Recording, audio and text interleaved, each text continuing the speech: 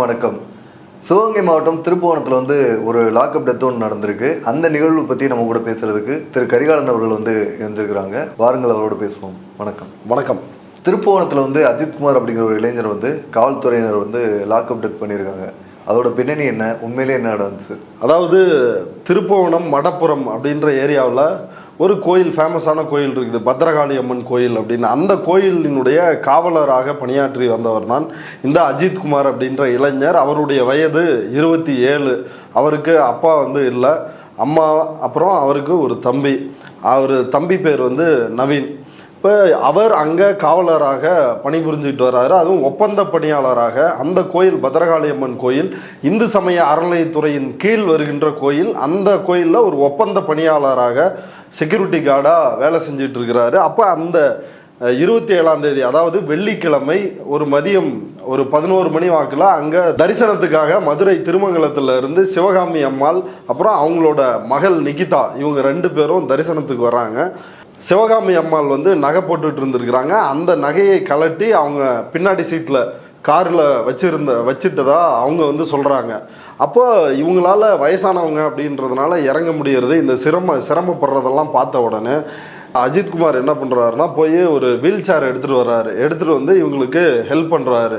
உடனே இவங்க என்ன சொல்லியிருக்கிறாங்க, இந்த சிவகாமி அம்மாள் நிகிதா இவங்க என்ன சொல்லியிருக்கிறாங்கன்னா, இந்த காரை பார்க் பண்ணிடுங்க அப்படின்னு சொல்லியிருக்கிறாங்க. அவருக்கு கார் ஓட்ட தெரியாதனால அவருடைய நண்பர்களான அருண்குமார், வினோத்குமார் இவங்க 2 பேர்கிட்டையும் கொடுத்து அவர் கீயை கொடுத்துட்றாரு, இந்த காரை பார்க் பண்ணிட்டு வாங்க அப்படின்னு. அவங்க போயிட்டு நீண்ட நேரம் ஆகுது திரும்பி வருவதற்கு. இப்போ ஒரு 1 hour கழித்து தான் இவர் போய் கீயை அந்த நிக்கிதா அவங்கள்ட்ட கொடுக்குறாங்க. அப்புறம் பிறகு அவங்க தரிசனம்லாம் முடிச்சுட்டு கிளம்பும் பொழுது செக் பண்ணுறாங்க, அங்கே நகை இல்லை. 10 பவுன் அப்படின்னு ஊடகங்களில் தொடர்ந்து சொல்கிறாங்க. அது 9.5 பவுன் தான் நகை காணாமல் போனதாக அவங்க சொல்கிறது. இப்போ உடனடியாக இவங்க அங்கே அஜித்துக்கிட்ட பேசுகிறாங்க. அப்புறம் அங்கே ஈவோட்ட பேசுகிறாங்க. அப்புறம் இவர் மீது காவல்துறையில் புகார் கொடுக்குறாங்க. திருப்புவனம் காவல்துறையில் புகார் கொடுக்குறாங்க. உடனடியாக காவலர்களும் இவரை கைது செய்து விசாரணையில் ஈடுபடுத்துகிறாங்க. காவல்துறை ஒருத்தரை கைது செய்து அப்படின்னா 24 மணி நேரத்திற்குள் மேஜிஸ்ட்ரேட் முன்னாடி, நீதிபதி முன்னாடி ஆஜர்படுத்தப்பட்டு அவருக்கு எவ்வளோ நாள் ரிமாண்டு, நீதிமன்ற காவல் எவ்வளோ நாள், அதே போல் காவல்துறை போலீஸ் எவ்வளோ நாள் கஸ்டடியில் எடுத்து விசாரிக்கலாம் அப்படின்றத நீதித்துறை நடுவர் முன்னாடி ஆஜர்படுத்தி அப்படித்தான் அந்த ப்ராசஸ் அப்படின்றது நடக்கும். ஆனால் இந்த சம்பவத்தில் நீதிபதி முன்னாலேயே ஆஜர்படுத்தலை. இப்போ ஒரு குற்றம் செஞ்சுருக்கிறாங்க அப்படின்னா எஃப்ஐஆர் இருக்கணும்ல, புகார் இருக்கணும். புகார் கொடுத்ததன் அடிப்படையில் எஃப்ஐஆர் பதிவு செய்யப்படணும். இப்போ யார் புகார் கொடுத்தாலும் எஃப்ஐஆர் பதிவு செய்யணும் அப்படின்ற அவசியம் கிடையாது. காவல்துறை ஒரு ப்ரிலிமினரி என்கொயரி அப்படின்றத ஒரு ஆரம்ப கட்ட விசாரணையை நடத்தணும். அதில் முகாந்திரம் இருக்குது அப்படின்றப்ப தான் அதை எஃப்ஐஆர் பதிவு செய்ய வேண்டும். எஃப்ஐஆர் பதிவு செய்து தேவைப்பட்டால் சம்பந்தப்பட்டவரை கைது செய்யலாம். கொலை இது மாதிரி கொடூர குற்றங்கள் இல்லாத குற்றங்களுக்கு தேவைப்பட்டால் கைது செய்யலாம். இல்லைனா காவல்துறை சம்மன் பண்ணி விசாரிக்கலாம். ஆனால் இதில் வாய்மொழியாக தான் புகாரே கொடுத்துருக்குறாங்க. நேரடியாக இவங்க எழுத்துப்பூர்வமான புகார் கொடுக்கல. ஆரம்பத்தில் காவல்துறையும் எஃப்ஐஆர் பதிவு செய்யப்படலை. எஃப்ஐஆரே பதிவு செய்யாமல் காவல்துறை அந்த முதல்ல திருப்புவனத்தில் உள்ள காவல்துறையில தான் இவரை அடிச்சு விசாரிக்கிறாங்க, அஜித்குமார் அப்படின்ற இளைஞரை. அதற்கு பிறகு டிஎஸ்பி கீழே இருக்கின்ற தனிப்படை, அந்த தனிப்படை உடனடியாக விசாரிக்குது. யோசிச்சு பாருங்களேன், புகார் கொடுக்கல, வாய்மொழியா ஒரு புகார் கொடுக்குறாங்க, எஃப்ஐஆர் போடப்படலை. எல்லாமே சட்டத்திற்கு முரணான செயல்களை தான் பண்ணியிருக்கிறாங்க. இப்போ ஏற்கனவே சொன்ன மாதிரி ஒரு ப்ரிலிமினரி என்கொயரி நடத்தியிருக்கணும். அப்படி எதுவும் நடத்தாமல் கைது செய்வதற்கு முன்னாடி என்னென்ன காரணங்களுக்காக உங்களை கைது செய்கிறோம் அப்படின்னு சொல்லணும். அவர்களுடைய உறவினர்களுக்கு இதை தெரிவிக்கணும். அவர் யார்கிட்டையாவது வக்கீல்கிட்டையோ இல்லை அவர் கவுன்சிலர் யார்கிட்டையாவது பேச விரும்புகிறாருன்னா அதற்கு காவல்துறை ஏற்பாடு செய்யணும். இது எல்லாவற்றையும் போக எஃப்ஐஆர் இதெல்லாம் முடிஞ்சு அவரை கைது செஞ்சு விசாரித்து தான் ஆகணும். அப்படின்னா அந்த விசாரணை சிசிடிவி காட்சியில் ஒளிபரப்பாகணும். காவல்துறைக்கு உள்ள போலீஸ் ஸ்டேஷனுக்கு உள்ள சிசிடிவி கேமராக்கள் வைக்கப்பட வேண்டும் அப்படின்றது உச்சநீதிமன்றம் ஏற்கனவே பல்வேறு தீர்ப்புகளில் அதை வழிகாட்டுதலாகவே கொடுத்துருக்குறாங்க. அப்போ இப்படியெல்லாம் இருக்கும் பொழுது எந்த ப்ரொசீஜருமே இல்லை. 2 நாள் வச்சு காட்டடி பேயடி அடிச்சிருக்கிறாங்க. அதனுடைய உச்சகட்டமாக பிவிசி பைப்பு இதை கொண்டு அடிச்சிருக்கிறாங்க, இரும்பு ராடு, இது எல்லாமே அங்கே போராடிட்டு இருக்கிற சிபிஎம் கட்சி தோழர்கள் உள்ளிட்ட அங்கே இருக்கிற மக்கள் வந்து சொன்ன விஷயங்கள் தான். இரும்பு ராடால் வந்து தாக்கப்பட்டிருக்கிறாரு. அப்புறம் போலீஸ் ஸ்டேஷனில் வச்சு அடித்தது பத்தாது அப்படின்னு சொல்லிட்டு பல இடங்களில் அந்த மடப்புறம் ஏரியாவில், அந்த திருப்புவனம் ஏரியாவில் இருக்கிற பல கண்மாய்களுக்கு கூட்டு போய் இங்கே தான் நீ அந்த நகையை வந்து ஒளிச்சு வச்சிருக்கிறியா, போய் எடுத்துட்டு வா அப்படின்னு டார்ச்சர் வந்து பண்ணிருக்கிறாங்க. இந்த டார்ச்சரினுடைய உச்சகட்டமாக தண்ணி கூட கொடுக்கல. அவர் வந்து தண்ணி வேணும், என்னால் வந்து முடியல அப்படின்னு கதறி இருக்கிறார் அஜித். அப்போ கூட வந்து அவருக்கு தண்ணி தரல. இப்போ அவர் வந்து சொல்லிருக்கிறார் விசாரணையில், இல்லைங்க எனக்கு வந்து தெரியாது, நான் வந்து காரை வந்து பார்க் பண்ணல, இப்படி அருண்குமார் வினோத்குமார்கிட்ட தான் வந்து கொடுத்தேன் அப்படின்னு அவர் சொன்ன உடனடியாக அவர்களை, அவங்களுடைய தம்பி, இவர் வீட்டுக்கு காவல்துறை நேரடியாக போகுது. அஜித்குமார் வீட்டுக்கு போய் அங்கே அவங்களுடைய பீரோ எல்லாத்தையும் வந்து செக் பண்ணி பார்த்துட்டு அவங்க அம்மா கிட்ட நகையை எங்கே ஒளிச்சு வச்சிருக்கிற, நகையை எடுத்துட்டு வா அப்படின்னு. இத்தனைக்கும் இந்த அஜித்குமார் மீது கடந்த காலங்களில் எந்த குற்ற பின்னணியும் இல்லை, குற்ற வழக்குகளுமே இல்லை. சரி, நீங்கள் அவர் தான் வந்து திருடி இருக்கிறாருன்னு ஒரு வாதத்துக்குமே வச்சுக்குவோமே, சட்டம் வந்து இவ்வளவு இருக்குது, இத்தனை ப்ரொசீஜர் இருக்குது, இதில் எதையாவது ஒன்றை வந்து ஃபாலோ பண்ணிங்கன்னா, ஒருத்தவங்க வந்து புகார் கொடுக்குறாங்க அப்படின்னா அந்த புகாரில் என்ன முகாந்திரம் இருக்குது அப்படின்றத காவல்துறை வந்து விசாரிக்கணும்ல. உடனடியாக அவங்க வீட்டுக்கு போய் அவங்க தம்பியை வந்து அவரை அரெஸ்ட் பண்ணுறாங்க. அவர் நவீன். அதே போல் அவர் சொன்ன நண்பர்கள் அருண்குமார், வினோத்குமார் இவங்க உள்ளிட்டு ஒரு 4 பேரை கைது பண்ணிட்டு வந்து அண்ணன் முன்னாடி தம்பியை அடிக்கிறது, அடித்து உண்மையை சொல்லு இல்லைன்னா அவங்க தம்பியை சாவடிச்சிருவாங்கன்றது. அப்புறம் தம்பி முன்னாடி அண்ணனை அடிக்கிறது. உளவியல் ரீதியாகவும் சரி, உடல் ரீதியாகவும் சரி, கடுமையான சித்திரவதையை காவல்துறை வந்து கொடுத்துருக்குறாங்க. ஏற்கனவே சாத்தாங்குளம் சம்பவம், அதில் என்ன நடந்துச்சு, இதே மாதிரி தான் 2-3 நாட்கள் காவல் நிலையத்தில் வைத்து கொடூரமாக தாக்கப்படுறாங்க. ரிமாண்டுக்கு வந்து போலீஸ் கூட்டு போகிறாங்க, மேஜிஸ்ட்ரேட் முன்னாடி ரத்த கசிவு இருக்குது, கடுமையாக பாதிக்கப்பட்டிருக்கிறாங்க. எல்லாத்தையும் பார்த்துட்டு நீதிபதி அவரை வந்து ரிமாண்டுக்கு அனுப்பலாமா, நீதிபதி உடனடியாக மருத்துவமனைக்கு வந்து அனுப்ப சொல்லிருக்கணும், எதுக்கு தாக்குனீங்க அப்படின்னு அங்கேயே நீதிபதி வந்து தலையிட்டு இருக்கணும். அப்போ அதில் வந்து எதுவுமே செய்யலை. ஆனால் இன்னைக்கு நீதிபதி வெங்கடேஷ் பிரசாத், அவர் உரிமையல் மாவட்ட அமர்வு நீதிபதி, அவர் போய் இன்னைக்கு நேரடியாக விசாரிச்சிருக்கிறாரு. இப்போ இதில் ஒரு கட்டத்தில் இப்படி மாறி மாறி அடிக்கும் பொழுது ஒரு கட்டத்தில் என்ன செய்கிறாங்கன்னா, அந்த பத்ரகாளி அம்மன் கோயில் அதுக்கு பின்னாடி இருக்கிற மாட்டு தொழுவம், அந்த மாட்டு தொழுவத்தில் தான் நகையை ஒளிச்சு வச்சிருக்கிறேன். ஏன்னா அவர் அடிக்க அடிக்க அவர் வந்து அவர்கிட்ட இருக்கிற விஷயங்களை சொல்லிட்டாரு, இனி அடி வாங்காமல் இருக்கணும், நமக்கு அடி விழாமல் இருக்கணும் அப்படின்னா அது எப்படிப்பட்ட ஒரு மனநிலையாக இருக்குன்னு யோசிச்சு பாருங்க. உடலில் வந்து ஒரு துளி கூட பலமே இல்லாமல், மனதில் ஒரு துளி கூட பலமே இல்லாமல் காவல்துறையால் அடித்த 6 பேர் ஒரு ரவுடி படை மாதிரி, கூலிப்படை மாதிரி வந்து அடிச்சிருக்கானுங்க. காட்டு மிராண்டித்தனமாக இந்த போலீஸ் வந்து நடந்திருக்குது. அவரை மாட்டு தொழுவத்தில் வந்து இருக்குது அப்படின்னு வந்து சொல்லிடுறாரு. அங்கே கூட்டு போய் அங்கே வச்சு அடின்னு அடிக்கிறாங்க. அங்கே சொல்கிறாரு, ஐயா இல்லைங்க ஐயா, இப்படி சொன்னாலாவது என்ன அடிக்காமல் நிறுத்துவீங்களோ, ஆமாம் அப்படின்னு வந்து சொல்லிட்டேன் அப்படின்றாரு. அங்கே வச்சு அடிக்கிறாங்க. அங்கே போய் பக்கத்தில் கடைகளில் மிளகாய் பொடி வாங்கிட்டு வந்துருக்குறாங்க. மிளகாய் பொடியை கரைச்சி அவருக்கு வந்து ஊத்துனதாகவும், தாகம்னு கேட்டவருக்கு ஊத்துனதாகவும் நடந்துச்சுன்னு சொல்கிறாங்க.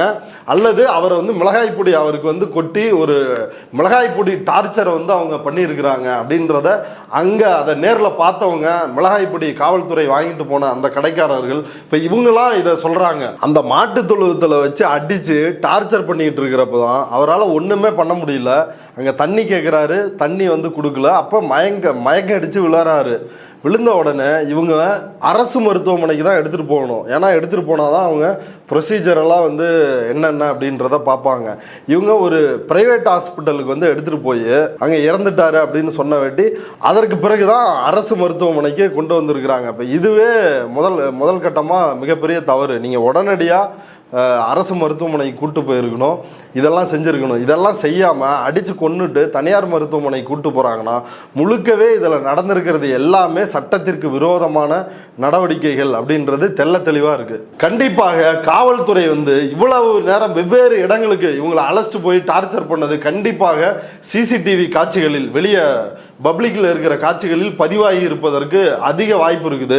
அதையும் வந்து அலசி ஆராயணும். அவர் வந்து வெளியே நிறைய இடத்துக்கு வந்து இந்த மாதிரி கூட்டிகிட்டு போய் சித்திரவதை பண்ணார், நிறைய இடங்களுக்கு வந்து துன்புறுத்துறாங்க கூட்டு போய் அப்படின்லாம் சொல்கிறீங்க. இதில் இது இவ்வளோ வெளிப்படையாக நடக்கும்போது அவரோட ஃபேமிலிக்கு எப்படி இதெல்லாம் தெரியாமல் இருந்துச்சு? இல்லை, அவங்க அம்மா போய் அங்கே ட்ரை பண்ணிருக்கிறாங்க, என் பையன் இப்படிலாம் வந்து திருடி இருக்க மாட்டான் அப்படின்லாம் சொல்லி கெஞ்சி கூத்தாடி பார்த்துருக்குறாங்க. ஆனால் காவல்துறை அதை ஏற்கவில்லை. நீங்கள் யோசிச்சு பாருங்களேன், டிஎஸ்பிக்கு கீழே இருக்கின்ற ஒரு தனிப்படை, அதில் 6 காவலர்கள். அந்த 6 காவலர்கள் வந்து யாருன்னா கண்ணன், பிரபு, ராஜா, ராமச்சந்திரன், ஆனந்த், சங்கரமணிகண்டன். இந்த 6 பேர் தான் வந்து கொடூரமாக வந்து அட்டாக் பண்ணி கொலை, பச்சை படுகொலையை வந்து அந்த இளைஞரை பண்ணது இந்த 6 பேர். இந்த 6 பேரை வச்சு ஒரு கதையை வந்து ஊடகத்தில் சமூக வலைதளங்களில் கிளப்புறாங்க. இந்த 6 பேரும் முக்குளத்தோர் சாதியை சார்ந்தவர். அந்த பாதிக்கப்பட்ட, இறந்து போன, கொல்லப்பட்ட இளைஞர் அவர் பட்டியல் சமூகத்தை சார்ந்தவர் அப்படின்ற ஒரு நெரேட்டிவை சில புல்லுருவிகள் கிளப்ப பார்க்குறாங்க. ஆனால் உண்மை என்ன அப்படின்னா, இந்த விவகாரத்தை பொறுத்தவரை இந்த 6 காவலர்களில் 4 பேர் வந்து முக்குளத்தோர் சமூகத்தை சார்ந்தவர்கள், 2 பேர் வந்து தேவேந்திரகுல வேளாளர் சமூகத்தை சார்ந்தவர்கள் அப்படின்னு வந்து தகவல் வருது. அது மட்டுமின்றி இந்த பாதிக்கப்பட்ட இளைஞர் பிற்படுத்தப்பட்ட சமூகமான நாடார் சமூகத்தை சார்ந்தவர். ஆனால் குடும்ப பின்னணி மிக ஒரு ஏழ்மையான பின்னணியை சார்ந்தவர். பொதுவாகவே காவல்துறைக்கு என்னன்னா, ஒரு ஒடுக்கப்பட்ட பிற்படுத்தப்பட்ட சாதிகளில் இருந்து வர்றவங்க, அதில் படிநிலையில், சாதிய படிநிலையில் எந்தெந்த அடுக்குகளில் இருக்கிறாங்களோ அவங்கள அந்தந்த மாதிரி வந்து ட்ரீட் பண்ணணும். காசு இல்லாத ஏழையாக இருந்தால் அவர்களை எப்படி ட்ரீட் பண்ணுமோ அப்படி ட்ரீட் பண்ணும். என்னைக்காவது அதிகார வர்க்கத்திற்கு எதிராக இப்படியான நடவடிக்கைகளை காவல்துறை வந்து ஈடுபட்டு இருக்குதா? இப்போ சாதாரண மக்கள் மீது இது போன்ற தொடர் அடக்குமுறை. இப்போ ஏற்கனவே பார்த்தீங்கன்னா இந்த கடந்த 4 ஆண்டு ஆட்சியில் 24 லாக்அப் மரணங்கள் வந்து நடந்திருக்குது. இதே போன்ற கொலைகள் அது எல்லாமே ஒரே ஃபார்மேட்டாக இருக்கும். இன்னொரு புறம் என்கவுண்டர், 18 என்கவுண்டர் வந்து நடந்திருக்குது. இப்போ என்கவுண்டருக்கு ஒரு கதை இருக்குது. அந்த கதை என்னன்னா, அந்த குற்றவாளியை நாங்கள் வாகனத்தில் ஏறி அழைத்து வந்தோம், திடீர்னு வந்து தண்ணி தாகமாக இருக்குதுன்னாரு, இதுன்னாரு, நாங்கள் கொடுத்துட்டு இருந்தோம். உடனே அங்கே வந்து துப்பாக்கிகளை, நாட்டு துப்பாக்கிகளை பதுக்க வைத்திருந்தார், எங்களை வந்து சுட முயற்சி செய்தார், நாங்கள் சுட்டு விட்டோம் அப்படின்னு ஒரு வழக்கமான கதையை என்கவுண்டர்களுக்கு சொல்லுவாங்க. இப்போ லாக்அப் டெத்துக்கு வந்து என்ன சொல்லுவாங்கன்னா, விசாரிச்சுக்கிட்டே இருந்தோம், திடீர்னு உடல்நல குறைவு வந்து ஏற்பட்டுச்சு, அதனால வந்து அவங்கள ஹாஸ்பிட்டலில் அட்மிட் பண்ணோம், அங்கே வந்து சிகிச்சை பலனின்றி உயிரிழந்தார் அப்படின்றதான் இந்த லாக்அப் டெத், கொட்டடிப்படு, சிறை கொட்டடிக்குள் படுகொலை செய்யப்படுவதற்கு இவங்க கட்டுகின்ற கதை டெம்ப்ளேட். ஆமா, சாத்தான்குளம் படுகொலை இருக்குல்ல, எடப்பாடி பழனிசாமி இன்னைக்கு வந்து வாய்கிலேயே வந்து பேசுறாரு. எடப்பாடி பழனிசாமி என்ன யோக்கியரா? இப்போ இவர்கள் ஆட்சியில் தவறு வந்து நடந்திருக்குது. எடப்பாடி பழனிசாமிக்கு அதுக்கு வந்து அருகதை இருக்குதா? எடப்பாடி பழனிசாமி மூச்சு திணறல் காரணமாக ஃபெனிக்ஸ் வந்து மூச்சு திணறல் ஏற்படுது அப்படின்னு விசாரணையில் வந்து சொன்னார். உடனடியாக ஹாஸ்பிட்டல் கூட்டு போனோம், அங்கே ஹாஸ்பிட்டலில் சிகிச்சை பலனின்றி இறந்துட்டாரு.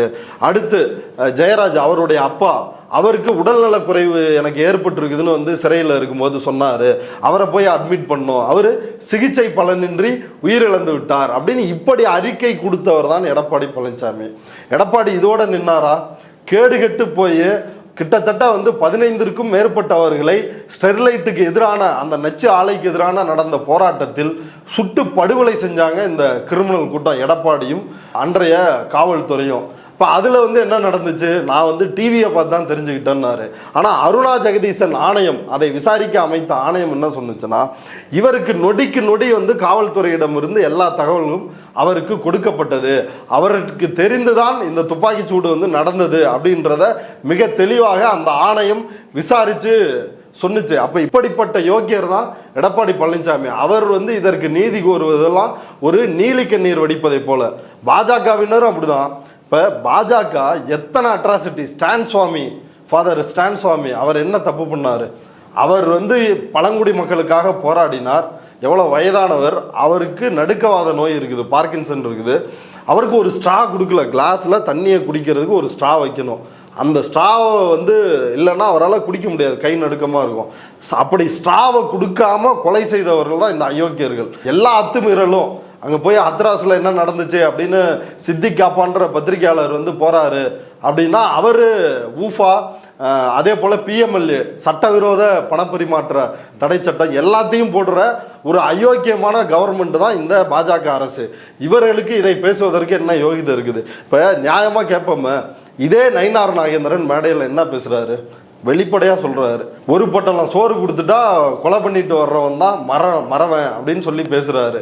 இவருக்கு இதையெல்லாம் கண்டிப்பதற்கு ஏதாவது யோகிதை இருக்கிறதா அப்படின்றதான் கேள்வி. இப்ப அஜித்குமாரோட போஸ்ட்மார்ட்டம் வந்து நடந்துருச்சு, அதுல இருந்து என்னென்ன டீடைல் எல்லாம் கிடைச்சிருக்கு? அதாவது அஜித்குமாரினுடைய போஸ்ட்மார்ட்டம் நடக்குது. அதுல தொடர்ந்து வந்து அதுல ஃபைட் பண்ணிட்டு இருக்கிற வழக்கறிஞர்கள் வந்து சொன்ன தகவல்கள் என்னன்னா, 42 இடங்கள்ல காயங்கள் உடல் முழுக்க வந்து இருக்குது. 2 காதுலயும் வந்து ரத்தம் வந்து இருக்குது. உடல் முழுக்க வந்து காயங்கள் இருந்திருக்குது. அதுல 20க்கும் மேற்பட்ட காயங்கள் வந்து ரொம்ப பலமான காயங்கள். ஆனா உடல் முழுக்க 42 காயங்கள் வந்து இருக்கு அப்படின்றத அந்த போஸ்ட்மார்ட்டம் செய்யறப்போ வந்து தெரிய வந்திருக்குது. இன்னும் முழு ரிப்போர்ட் வந்து தெரில. அந்த முழு ரிப்போர்ட் வந்தாதான் இந்த மிளகாய் பொடி வந்து அரைச்சு மிளகாய் பொடியை வந்து ஊற்றிருக்கிறாங்களா, என்னென்ன மாதிரி வந்து டார்ச்சர் வந்து நடந்திருக்குது அப்படின்றத ஓரளவுக்கு அந்த ரிப்போர்ட்ல இருந்து நம்மளால புரிஞ்சுக்க முடியும். ஆனால் இப்போதைக்கு இதை வைத்து பார்க்கும் பொழுது இது ஒரு அப்பட்டமான ஒரு கொலை. நீங்கள் யோசிச்சு பாருங்களேன், ஒரு 9.5 பவுனுக்காகத்தான் வந்து இந்த பிரச்சனையே வந்து நடந்துட்டு இருக்குது. யாராவது நகையை போட்டு வந்துட்டு கழட்டி வச்சுட்டு போவாங்களா? ஒன்று தெரியாதவங்க. ஆமா, இல்லை கழட்டி வைப்பாங்களா? ஒன்று சரி, அப்படியே வந்து பாதுகாப்பாக இருக்கணும் அப்படின்றதுக்காக உள்ள வச்சாலும் அது காரை வந்து இது என்ன, நீங்க என்ன 5 ஸ்டார் ஹோட்டலுக்கு வந்திருக்கிறீங்க, பெரிய பெரிய ஹோட்டல்ல தான் இதை பண்ணுவாங்க. சார் கீயை கொடுங்க சார், நான் பார்க் பண்ணிட்டு வரேன் அப்படின்னு அங்க செக்யூரிட்டி கார்ட்ட கொடுத்துட்டு போவாங்க. அந்த மாதிரி வந்து கொடுத்துட்டு போயிட்டு, ஆனா இதுல ஒரு தனிப்படையே ஒரு 9.5 பவுனுக்காக ஒரு தனிப்படையே இறங்கி இப்படியே ஒரு 5 பேரை கொடூரமா டார்ச்சர் பண்ணி உச்சகட்டமாக ஒரு இளைஞனை கொன்று இவ்வளவு பண்றதுக்கு காரணம் என்ன அப்படின்ற ஒரு கேள்வி வந்து எழுது. ஏன்னா அவ்வளவு பவர்ஃபுல்லானவங்களா இந்த நிக்கிதா சிவகாமி அம்மாள் தரப்பு அப்படின்ற வந்து கேள்வி இருக்குது. அடுத்தடுத்து இதுல தொடர்ச்சியா விசாரணை நடக்கும் பொழுது, மற்றவர்கள் முன் வந்து பேசும் பொழுது இதுல இன்னும் உண்மைகள் வெளியாகுவதற்கான வாய்ப்புகள் இருக்குது. இப்ப இந்த போஸ்ட்மார்ட்டம் ரிப்போர்ட்டு, அதாவது வீடியோ கவரேஜ் வந்து பண்ணி வைக்கணும், இதை முழுக்க வந்து வீடியோவா எடுத்து வைக்கணும் அப்படின்ற ஒரு விதிமுறையும் இருக்குது. இதை எல்லாத்தையும் இந்த லாக்அப் டெத்தில் வந்து பண்ணியிருக்கிறாங்களா அப்படின்ற ஒரு கேள்வி கூட இருக்குது. இப்போ இந்த 6 காவலர்களையும் வந்து பணியிடை நீக்கம் வந்து செஞ்சுருக்காங்க. தொடர்ச்சியாக வந்து இந்த மாதிரி சம்பவங்கள் வந்து இந்த லாக்அப் டெத் வந்து நடந்துக்கிட்டே இருக்கு. இப்போ இந்த மாதிரி நிகழ்வுகள் வந்து ஒவ்வொரு இடையும் நடக்கையில் மக்களுக்கு வந்து இன்னும் அந்த காவல்துறை மேலே இருக்கிற பய உணர்வை வந்து அதிகப்படுத்துறதா தானே இருக்கும். இப்போ இதுக்கு வந்து ஒரு பணியிடை நீக்கம் மட்டும் ஒரு தீர்வாக இருக்குமா? இல்லை, கண்டிப்பாக பணியிடை நீக்கம் வந்து இதுக்கு தீர்வாக இருக்காது. அப்படியே உடனே ஆக்ஷன் எடுக்கிறான் அப்படின்னு சொல்லி அறிவிப்பாங்க. அது என்னவா இருக்கும் அப்படின்னா பணியிடை நீக்கமாகத்தான் இருக்கும். பணியிடை நீக்கம் அப்படின்றது போதாது.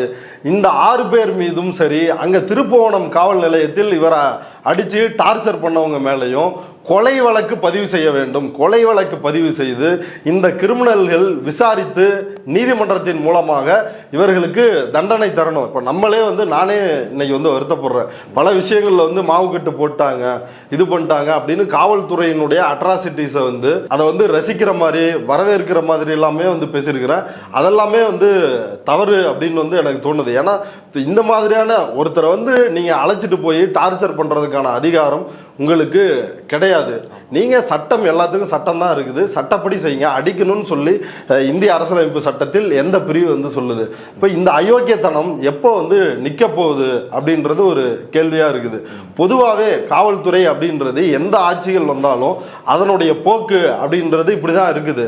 ஆனா இந்த அரசு ஒரு தனித்துவமான அரசு அப்படின்னு சொல்லும் பொழுது அந்த காவல்துறையில் தொடர்ந்து இது மாதிரி 24 பேர் வந்து லாக்அப் டெத்து, 18 பேர் என்கவுண்டர்ல வந்து சாகுறாங்க அப்படின்னா இது எந்த மாதிரியான ஸ்டேட்டா வந்து இருக்குது, இந்த காவல்துறை எந்த மாதிரி வந்து நடந்துக்கிறாங்க அப்படின்றத இந்த அரசு, முதலமைச்சர் அவருக்கு கீழே தான் வந்து காவல்துறை இருக்குது, அவர் வந்து பார்க்கணும். இப்போ பாருங்களேன், சமீபத்தில் இன்னொரு சம்பவம், அதாவது திருவள்ளூர் பக்கத்தில் தனுஷ் அப்படின்ற ஒரு இளைஞர், தேனியை சார்ந்த ஒரு பொண்ணு விஜயாஸ்ரீ அப்படின்னு நான் நினைக்கிறேன், அவங்களுடைய காதலை பிரிப்பதற்காக அங்கே வந்து கட்ட பஞ்சாயத்து வந்து நடந்திருக்கிறதா குற்றச்சாட்டு இருக்குது.